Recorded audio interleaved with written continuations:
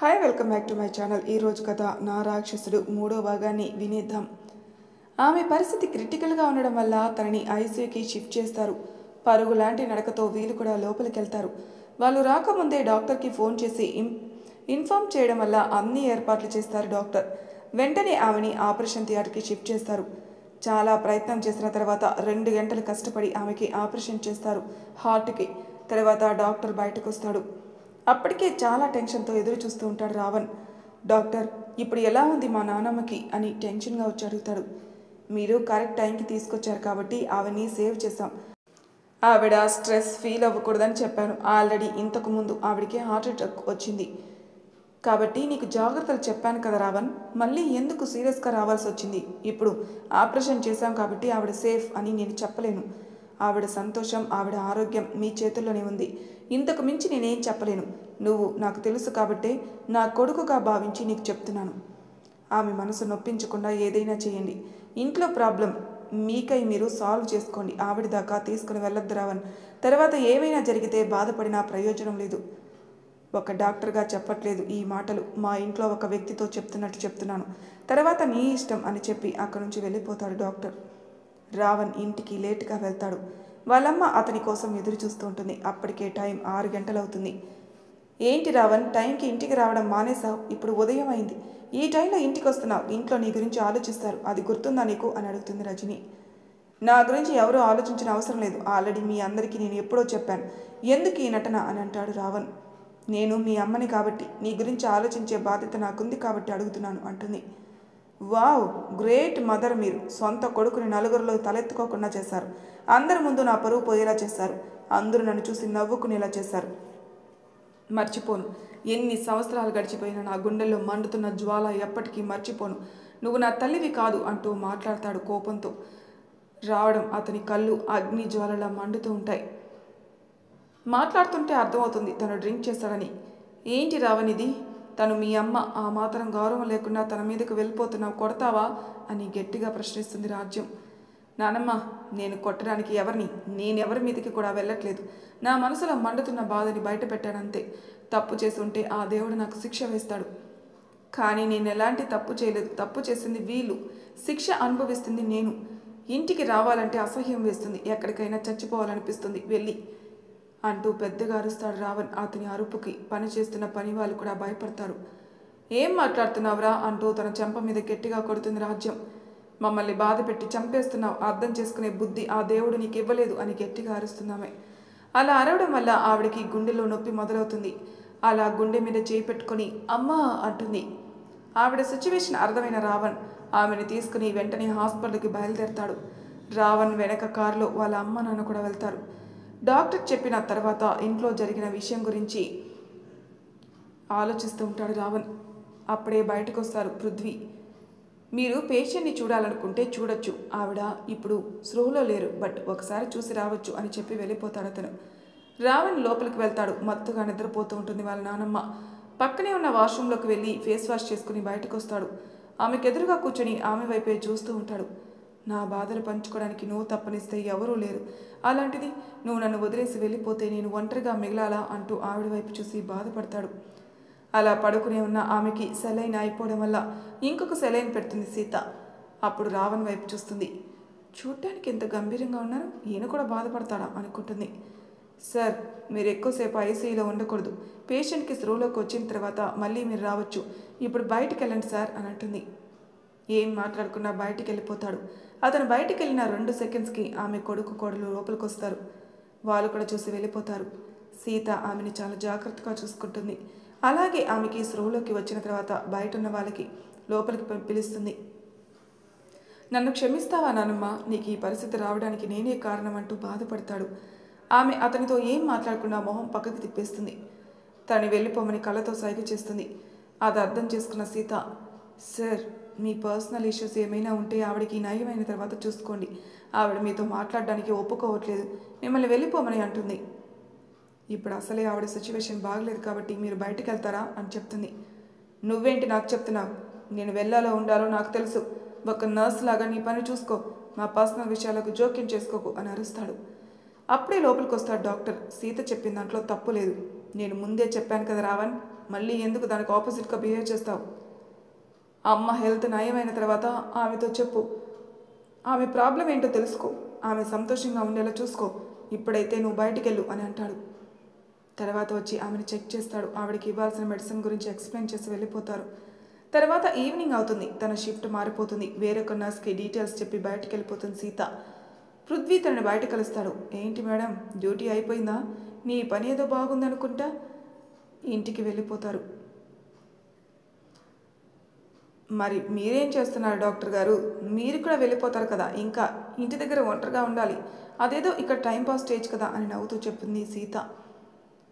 నువ్వు ఉంటానంటే నేను కూడా రాత్రంతా కూర్చుని నీ వైపే చూస్తూ ఉండిపోతాను. కానీ మనకు అంత అదృష్టం లేదుగా అని మనసులో అనుకుంటాడు.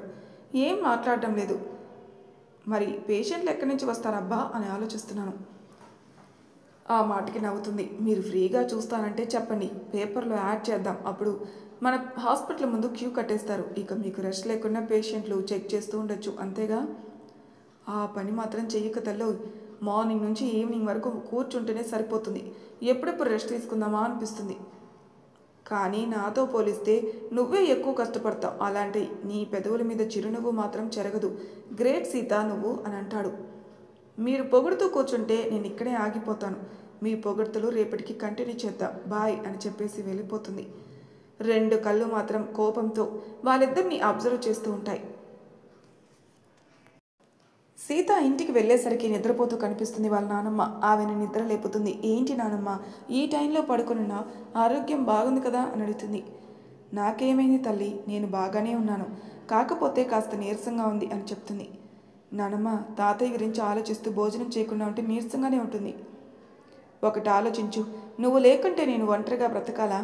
అమ్మ నాన్న నన్ను వదిలేసి వెళ్ళిపోయారు. మీరు మాత్రం నన్ను వదలకుండా నాతో ఇన్ని రోజులు నడిచారు.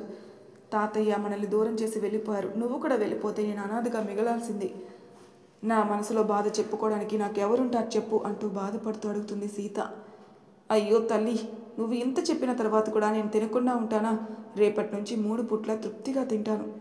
ఒకవేళ నాకేమైనా జరిగి తాతయ్య దగ్గరికి వెళ్ళిపోతే ఆయన కూడా నన్ను తిడతారు. నా మనవరాల్ని వదిలేసి ఇక్కడికి వచ్చావా పొట్టి అని అంటారు.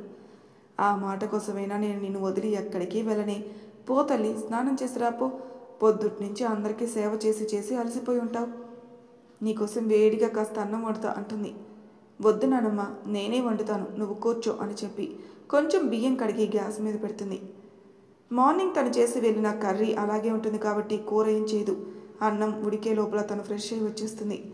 అలా వాళ్ళ నాన్నమ్మకి భోజనం తినిపించి తను కూడా తింటుంది. ఎంత సీతతో బాధ లేనట్టు చెప్పినా మనసులో బాధపడుతూ ఉంటుంది ఆమె. మనవరాలి జీవితంలో సంతోషం లేదు అనే వెలితి మాత్రం ఆవిడ మనసులో అలాగే ఉండిపోయింది. పృథ్వీ కూడా వాళ్ళ నాన్నమ్మతో మాట్లాడాలి అనుకుంటాడు. అతని మనసులో మాట బయట పెడితే ఆమె నా మనవరాలిని పెళ్లికి ఒప్పిస్తుంది అన్న ఆశ పృథ్వీది. తర్వాత రోజు కూడా రొటీన్గా అన్ని పనులు చేసి వాళ్ళ నాన్నమ్మ కోసం భోజనం కూడా సిద్ధం చేసి పక్కింటి వారికి చెప్పి వెళ్ళిపోతుంది సీత. డాక్టర్ తన్ని పిలిచి, నువ్వు స్పెషల్గా రాజ్యలక్ష్మి గారిని కేర్ఫుల్గా చూసుకోవాలి. ఆవిడ మనవడి గురించి నీకు తెలియదు, చాలా కోపిష్టి. ఎందుకంటే వాళ్ళ నానమ్మ అంటే అతనికి పంచప్రాణాలు. అందుకోసం అందరి మీద అరుస్తూ ఉన్నాడు. నైట్ షిఫ్ట్ చేసే నర్స్ ఆమెను సరిగ్గా చూసుకోలేదంట. అందుకే ఇప్పటికే ఒక 3 నర్సుని మార్చాడు. కాబట్టి నీ మీద నాకు నమ్మకం ఉంది సీత. నువ్వు ప్రతి ఒక్కరిని జాగ్రత్తగా చూసుకుంటావు కదా, అలాగే ఆమెను కూడా చూసుకోవా అని అంటాడు. అయ్యో సార్, మీరు ఇంతలా చెప్పాలా? నేను ఆ వార్డులోనే ఉంటాను, ఆమెని బాగా చూసుకుంటాను అంటుంది. నువ్వు ఆ వార్డులో ఉన్న అందరినీ చూసుకోని అవసరం లేదు, కేవలం ఆమెను మాత్రమే చూసుకో అంటాడు. అలాగే సార్ అని చెప్పి ఆవిడ రాజ్యలక్ష్మి దగ్గరికి వెళ్ళిపోతుంది సీత. లోపలికి వెళ్తూ ఉంటే రావణ్ తన వైపే చూస్తూ ఉంటాడు. రాజ్యం తనని ఎలాగో లోపలికి రానివ్వట్లేదు కాబట్టి బయట నుంచి మొత్తం అబ్జర్వ్ చేస్తూ ఉంటాడు. తనకేదైనా నచ్చకపోయినా వాళ్ళని బయటికి పిలిచి తరిమేస్తాడు. తన లోపలికి వెళ్ళగానే రాజ్యం ఏదో ఆలోచిస్తూ కనిపిస్తుంది. ఏంటమ్మా ఏదో ఆలోచిస్తున్నారు? అదేంటో నాకు కూడా చెప్తే నేను కూడా షేర్ చేసుకుంటాను కదా మీ మనసులో బాధని అని అంటుంది సీత ఆవిడతో. చాలా సరదాగా మాట్లాడుతూ కనిపిస్తుంది ఆవిడికి. ఇంజెక్షన్ చేస్తుంది. ఎప్పుడు చేసిందా అన్నట్టు ఆవిడ సీత వైపే చూస్తుంది. అయ్యో భలే అల్లరి పిల్లవే నువ్వు, మనుషుల్ని మాటలతో పెట్టి మాయ చేస్తున్నావు కదా, అసలు ఇంజెక్షన్ ఎప్పుడు వేస్తావో కూడా తెలియలేదు నాకు అని అంటూ తనతో చాలా సరదాగా కలిసిపోతుంది సీతతో. అంత చక్కగా ఆవిడ కొత్త వాళ్ళతో త్వరగా మాట్లాడదు, కానీ సీతతో మాత్రం కలుపుకోలుగా మాట్లాడిస్తుంది. అందులోనూ ఆమె కొడుకు కోడలు కూడా ఆమెను చూడ్డానికి లోపలికి వెళ్తారు. సీతతో అలా మాట్లాడుతుంటే వాళ్ళకు కూడా ఆశ్చర్యాన్ని కలిగిస్తుంది. వాళ్ళని సీతకి పరిచయం చేస్తుంది. సీత వాళ్ళతో కూడా మర్యాదగా మాట్లాడుతుంది. ఆమెను కూడా చాలా బాగా చూసుకుంటుంది. నానమ్మ తనని ఎంత బాధ పెట్టినా ఆవిడ లోపలికి రానివ్వకపోయినా అక్కడి నుంచి కదలడు రావణ్. లోపలికి చూస్తూ ఉంటాడు. సీత తనని కేర్ఫుల్గా చూడడం గమనిస్తూ ఉంటాడు. డాక్టర్ దగ్గరికి వెళ్ళి ఆ అమ్మాయిని మా నానమ్మ వద్దే ఉంచండి, తను ఆమెని చాలా బాగా చూసుకుంటుంది అని చెప్తాడు. తను మార్నింగ్ నుంచి ఈవినింగ్ వరకే చూసుకుంటుంది, తర్వాత తన షిఫ్ట్ అయిపోతుంది అని చెప్తారు డాక్టర్. అంటే రాత్రికి మళ్ళీ ఈ పిచ్చి నర్సులు వస్తారు, ఆమెను సరిగ్గా చూసుకోరు అని కోపంగా అరుస్తాడు. తనకి ఎంత డబ్బు కావాలో చెప్పండి, అంత డబ్బు తనకిస్తాను అని అంటాడు. రావణ్, నువ్వు నాకు తెలుసు కాబట్టి చెప్తున్నాను. అసలే వాళ్ళ తాతయ్య రీసెంట్గా చనిపోయారు. వాళ్ళ నానమ్మ మాత్రమే ఉంటుంది. ఆవిడ్ని తన జాగ్రత్తగా చూసుకోవాలి కదా, తన వైపు కూడా ఒకసారి ఆలోచించు అని అంటాడు. డాక్టర్ అలా చెప్పేసరికి కొంచెం ఆలోచిస్తాడు. తన నిజమే కదా, వాళ్ళ నానమ్మ కూడా ఒంటరిగా ఉంటుందని. ఏం మాట్లాడకుండా బయటికి వస్తాడు. ఈవినింగ్ సీత వెళ్ళిపోతుంది. సీత వెళ్తూ ఉంటే ఆవిడ కూడా బాధపడుతుంది. నీతో ఉంటే చాలా సరదాగా ఉంది నాకు. ఒక నర్స్ నన్ను కేర్ఫుల్గా చూసుకున్నట్టు అనిపించట్లేదు. మా ఇంట్లో అమ్మాయిలా కలిసిపోతున్నావు సీత. బంగారు తల్లి నువ్వు. పేరుకు తగ్గట్టే అందరినీ జాగ్రత్తగా చూసుకుంటావు అని అర్థమవుతుంది అని అంటూ కొంచెం బాధగా చెప్తుంది ఆవిడ. సీత కూడా తన ఫ్యామిలీ విషయాలు ఆవిడతో షేర్ చేసుకుంటుంది. అయ్యో తల్లి, నిన్నిక్కడ ఆపి నన్ను చూసుకోమనడం చాలా తప్పు. అసలే మీ నానమ్మ ఒంటరిగా ఉంటుంది, వెళ్ళమ్మా ఇంటికి అని ఆమె చెప్తుంది. సీత ఇంటికి వెళ్ళిపోతుంది. నైట్ వచ్చిన నర్సులు మళ్ళీ ఆమెను జాగ్రత్తగా చూసుకోరు. వాళ్ళని చూస్తుంటే చాలా కోపం వస్తుంది. సీత కోసం ఎదురు చూస్తూ ఉంటారు మనవడు అలాగే వాళ్ళ నానమ్మ. రావణ్ తనతో మాట్లాడి వాళ్ళ నానమ్మని హాస్పిటల్లో ఉన్నంత వరకు తను ఆమె దగ్గరే ఉండాలి అనుకుంటున్నాడు. ఆ విషయం సీతతో మాట్లాడాలి అనుకుంటాడు. డాక్టర్ చెప్పిన తర్వాత ఏం మాట్లాడకుండా బయటకు వస్తాడు రావణ్. ఎలాగైనా తర్వాత మాట్లాడాలి అనుకుంటాడు.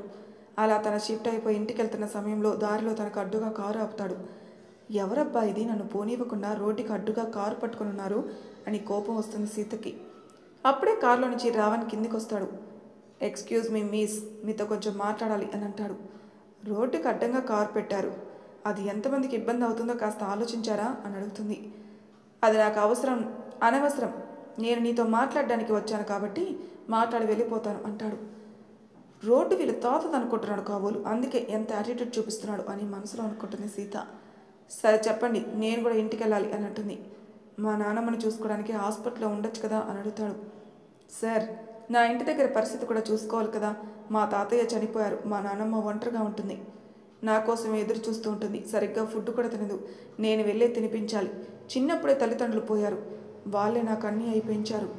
అలాంటిది నేను వాళ్ళని చూసుకోకుంటే ఎంత పెద్ద తప్పు, మీరు ఆలోచించండి అంటుంది సీత. నీ బాధ నాకు అర్థమవుతుంది, బట్ నీకు ఎంత డబ్బు కావాలో చెప్పు. మీ నాన్నమ్మను చూసుకోవడానికి ఒక అమ్మాయిని కూడా పెడతాను ఆవిడ దగ్గర. నువ్వు మాత్రం మా గ్రాండీ దగ్గర కంపల్సరీగా ఉండాలి అని ఆర్డర్ వేస్తాడు. అయ్యో సార్, నేను చెప్తుంటే మీకు అర్థం కావట్లేదా? డబ్బుతో ఏదైనా కొనాలి అనుకుంటున్నారేమో. అంత డబ్బు ఆశ నాకు లేదు. మాది ఒక చిన్న మిడిల్ క్లాస్ ఫ్యామిలీ. వచ్చే జీతం చాలు, దానితో తృప్తిగా బ్రతుకుతున్నాం. మీ గ్రానీ గురించి మీరు అంతలా ఆలోచిస్తున్నారు, మరి మా నానమ్మ ఇంపార్టెంట్ కదా నాకు. ప్లీజ్ అడ్డు తప్పుకోండి, నేను ఇంటికి వెళ్ళాలి అని మొండిగా మాట్లాడుతుంది. నాకు ఇంతవరకు ఎదురు సమాధానం చెప్పిన వాళ్ళు ఎవరూ లేరు, నువ్వే అలా మాట్లాడుతున్నావు. నీకు రేపటి వరకు టైం ఇస్తాను, నేను చెప్పిన వాటికి ఒప్పుకొని వస్తే మంచిది. రేపటి వరకు మీరు టైం ఇచ్చినా సరే, నేను చెప్పే మాటలు మాత్రం ఇలాగే ఉంటాయి అని కోపంగా చెప్తుంది. నేను ఓన్లీ హాస్పిటల్లో ఉన్నంత వరకే చూసుకోవాలనుకున్నాను, కానీ నువ్వు మాట్లాడే మాటలు విన్న తర్వాత మా నాన్నమ్మ క్యూర్ అయ్యేంత వరకు ఆమెకి తోడుగా నువ్వే ఉండాలి, అది కూడా మా ఇంటికి వచ్చి ఉండాలి అని మళ్ళీ తను బెదిరిస్తూ చెప్తాడు. ఏం మాట్లాడుతున్నారు, మీకు అర్థమవుతుందా? మీ ప్రాబ్లమ్స్ గురించి మీరే చూసుకోండి, మధ్యలోకి నన్నెందుకు లాగుతున్నారు? నేనేమైనా మీ కింద పని చేస్తున్నానా? మీరు చెప్పే ఆర్డర్స్ నేను వినడానికి వెళ్ళండి, వెళ్ళి పని చేసుకోండి అంటుంది. వెళ్తాను, రేపటి వరకే మీ చాయిస్, తర్వాత మీ ఇష్టం అని చెప్పి వెళ్ళిపోతారు అక్కడి నుంచి. అతను చూస్తే కోపం చిరాకు రెండూ వస్తాయి సీతకి. ఇంటికి వెళ్ళి చూస్తే నానమ్మ పడుకొని ఉంటుంది. ఆవిడికి కొంచెం జ్వరంగా కూడా ఉంటుంది. పాపం ఆ రోజు రాత్రి నిద్రపోకుండా ఆమెను జాగ్రత్తగా చూసుకుంటూ టయానికి మందులు వేస్తూ ఉంటుంది. పొద్దున్నే ఆమెకి ఫీవర్ తగ్గలేదు. అలాగే ఉండడం వల్ల తను కూడా హాస్పిటల్కి వెళ్లకుండా ఇంటి దగ్గరే ఉంటుంది. రావణ్కి చాలా కోపం వస్తుంది. తన డ్యూటీ 8:30కి హాస్పిటల్కి రావాల్సిన తను ఇంకా 10:40 అయినా కూడా హాస్పిటల్కి రాలేదు. వాళ్ళ నానమ్మ పక్కనున్న నర్సుతో పదే పదే అడుగుతుంది సీత రాలేదా అని. సీత వాళ్ళ నానమ్మకి జ్వరం ఎక్కువగా ఉందట మేడం, అందుకే తను ఈరోజు సెలవు తీసుకుందని చెప్పి నర్సు వెళ్ళిపోతుంది. ఈ అమ్మాయికి ఎంత చెప్పినా అర్థం కాదా? ఈరోజు కంపల్సరీ రావాలి, తన నిర్ణయం చెప్పాలనుకున్నాను. ఈరోజు హాస్పిటల్కి రాలేదు అంటే నేను తన గురించి తీసుకోలేదు అనుకుంటుందా? అసలు ఏంటో అమ్మాయి కదా తేల్చేస్తాను అనుకుని తన ఇంటికి బయలుదేరతాడు. ఇంటికి వెళ్ళేసరికి సీత వాళ్ళ నాన్నమ్మకి జావ తాగిస్తూ కనిపిస్తుంది. ఆవిడ అది కూడా సరిగ్గా తాగట్లేదు. చాలా దిగులు పడిపోయి మెత్తబడిపోయింది. హాస్పిటల్కి తీసుకుని వెళ్తాను నానమ్మ అంటూ బ్రతిమలాడుతుంది సీత. నీకోసం బ్రతకాలని ఉంది, కానీ నేను నిన్ను వదిలి వెళ్ళిపోతున్నందుకు నన్ను క్షమిస్తావా తల్లి అంటూ బాధపడుతున్నామే. నిన్ను ఎవరో ఒక అయ్య చేతిలో పెట్టి అక్షంతలు వేసి దీవించాలనుకున్నాను. అప్పుడు సంతోషంగా ఇక్కడి నుంచి వెళ్ళిపోదాం అనుకున్నాను. కానీ ఇలా నిన్ను ఒంటరిగా వదిలేసి వెళ్ళిపోతున్నందుకు చాలా బాధగా ఉంది అంటూ ఒక్కో మాట కూడా కూడగలుపుకొని చెప్తుంది ఆవిడ. నానమ్మ, ఇప్పుడు ఎందుకు ఈ మాటలు? నేను నీకు చెప్పాను కదా నాకు పెళ్లి చేసుకోవడం ఇష్టం లేదని. అలా అంటే ఎలా చెప్పు సీత? నువ్వు ఒంటరిగా మిగిలిపోతే మా ఆత్మలు శాంతించవు. పెళ్లి చేసుకొని నువ్వు సంతోషంగా ఉంటే నేను తాతయ్య కూడా సంతోషంగా ఉంటాం. నా మాట విను, ఎవరినైనా పెళ్లి చేసుకో. నేను బ్రతుకుతానన్న ఆశ కూడా నాకు లేదు. ఒంట్లో నీరసంగా ఉంది. అందుకే నానమ్మ చెప్తున్నాను, హాస్పిటల్కి వెళ్దామని. నేను బాబాయ్కి కూడా చెప్పాను, ఆయన ఆటో తీసుకొని వచ్చారు. ఇంటికి ముందు ఉన్నారు. ప్లీజ్ నానమ్మ, నీకు దండం పెడతాను రా అంటుంది. ఆవిడికి పైకి లేపే ప్రయత్నం చేస్తుంది సీత. వద్దు, నేను ఇదే ఇంట్లో కళ్ళు మూయాలనుకుంటున్నాను అంటుంది. నన్ను హాస్పిటల్కి తీసుకుని వెళ్ళొద్దని బాధపడుతున్నామే. ఏంటి పిన్ని అలా మాట్లాడుతున్నావు? సీతకి తోడు ఉన్నది నువ్వు ఒక్కదానివి. తనకంటూ ఎవరు లేరు. పెద్ద దిక్కుగా ఉండాల్సిన నువ్వే ఇలా మొండి పట్టు పడితే ఎలా చెప్పు? ఆ బిడ్డ చూడు, బాబాయ్ చనిపోయినప్పటి నుంచి దిగులు పడిపోయి ఎలా అయిపోయిందో. నువ్వు కూడా ఇప్పుడు తనకి తోడు లేకుండా పోతే తన పరిస్థితి ఏంటి అని అడుగుతాడు. హాస్పిటల్కి తీసుకుని వెళ్ళడానికి వచ్చిన ఆయన కూడా. అంటే సీత వాళ్ళ నానమ్మ మొండిగా మాట్లాడుతుంది. నాకు తెలిసి ఆవిడ పరిస్థితి చూస్తే అర్థమవుతుంది. ఇప్పుడు సీత నాతోనే ఉండాలంటే ఏం చేయాలి అని ఆలోచిస్తూ ఉంటాడు. సీత వాళ్ళ ఇంటికి ఎదురుగా ఉన్న ఒక చిన్న పోలేరమ్మ టెంపుల్ ఉంటుంది. అక్కడ త్రిశూలానికి కొన్ని పసుపు తాళ్లు కట్టుంటారు. అనుకోకుండా తన కంటి చూపు వాటి మీద పడుతుంది. అంటే సీతను నేను పెళ్లి చేసుకుంటే ఎప్పటికీ తన నాతోనే ఉంటుంది. అది మా ఇంట్లో ఉంటుంది. మా నాన్నమ్మని జాగ్రత్తగా చూసుకోవడానికి ఎలాగో తను కావాలి అనుకున్నాను. మహా అయితే ఏముంది, తాళి కట్టి తీసుకుని వెళ్తాను. ఎలాగైనా తను నా ఇంట్లో ఉండాలి, అదే కదా నేను కోరుకుంది అనుకుని తన కాలికి ఉన్న షూస్ తీసేసి అమ్మవారి దగ్గరికి వెళ్ళి దండం పెట్టుకుని అక్కడ పసుపు తాడు తీసుకుని వచ్చి వాళ్ళ నానమ్మ వైపు చూసి మాట్లాడుతున్న సీత మెడలో 3 ముళ్ళు వేసేస్తాడు. సీత వాళ్ళ నానమ్మ సంతోషంగా ఆమె వైపే చూస్తూ ఉంది. సీత అతను చేసిన పని తనని చూసి తను గింజుకుంటూ ఉంటుంది. ఆయన తన చేతులు వదలకుండా తన మెడలో 3 ముళ్ళు వేసేస్తాడు. అది చూసిన ఆమె సంతోషిస్తూ ఇద్దరు చల్లగా ఉండండి అని దీవించి కళ్ళు మూసేస్తుంది. సీత హాస్పిటల్కి రాలేదని ఇంటికి వస్తాడు పృథ్వీ. అక్కడ జరుగుతున్నది చూసి అతను కూడా అక్కడే నిలబడిపోతాడు. మరి ఇప్పుడు సీత పరిస్థితి ఏంటో నెక్స్ట్ ఎపిసోడ్లో తెలుసుకుందాం. అంతవరకు నా ఛానల్ సబ్స్క్రైబ్ చేయని వాళ్ళు ప్లీజ్ సబ్స్క్రైబ్ చేసుకోండి. లైక్ చేసి షేర్ చేయండి. మీ అభిప్రాయాలు నాకు కామెంట్ రూమ్లో తెలియజేయండి. Thank you for listening.